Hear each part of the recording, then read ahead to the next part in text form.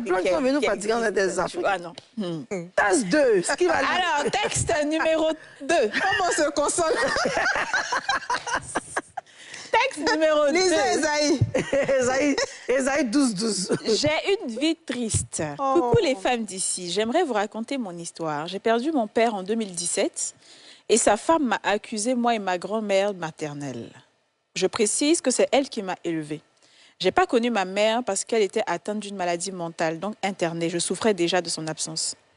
J'ai couru à Bobo chez ma grand-mère pour lui annoncer le décès de papa et les relations entre les familles se sont dégradées jusqu'au point où, à ses funérailles, ils ont tout cassé dans la maison, même les chaises et matériaux de sonorisation. Il y a eu tellement de choses.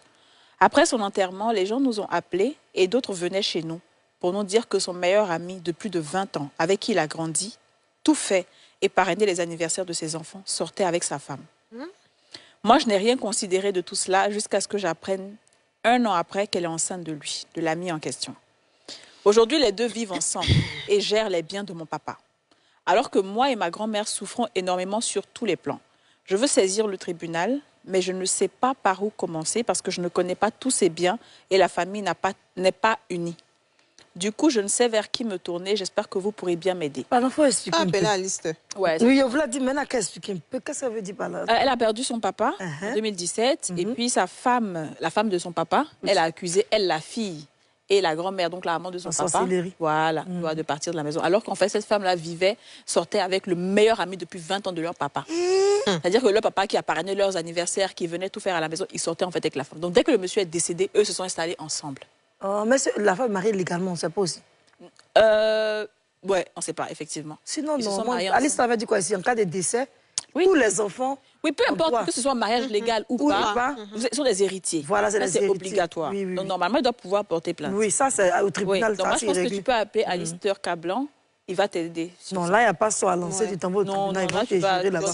Ça, c'est direct tribunal. Les trucs là, quand c'est la vérité, on te dit. Et puis, après, puisque on parle de sort, mais ce n'est pas un sort, mais tu peux invoquer l'esprit de ton père. Ah, parce que c'est ce que moi, j'étais dépassée. Tu peux beaucoup invoquer l'esprit de ton père, parce que où il n'est pas sûrement content de ce que vous êtes en train de faire, de ce qu'ils sont en train de te faire. Sa mère est là et toi. Vraiment. Dites-lui. Tu même lis là. Souvent là, parlez avec les personnes qui vous sont chères. Ils sont là, ils entendent. On fait comment? Mais tu as une défensière des petites filles avec toi. Elle va t'expliquer. Elle va au cimetière? Non. Pas forcément au cimetière. De partout où nous sommes, les morts nous entendent. De partout où nous sommes, ils veillent sur nous. Et généralement, ce sont des missions qu'ils n'ont pas terminées qui a fait qu'on les a achevées. Surtout si elle vous a accusé, c'est qu'il y a peut-être la sorcellerie dedans. C'est ça. Donc souvent, quand tu pries la nuit, quand tu te lèves la nuit et que tu pries, appelle ton père. Oui. Soit entre minuit jusqu'à 5 h du matin, avant 4 h 30 à peu près, c'est la meilleure heure. Tu parles à ton père. Tu lui dis, regarde ce qui est en train de se faire, agis. De là où tu es, tu peux tout faire. Tu peux tout bousculer, tu peux tout faire, agir. Montre-moi, guide-moi. Mais tu vas ressentir son esprit d'une manière, tu vas ressentir et tu vas voir que, soit, l'autre côté, la femme, elle va commencer à être mal avec le monsieur, parce que c'est une trahison.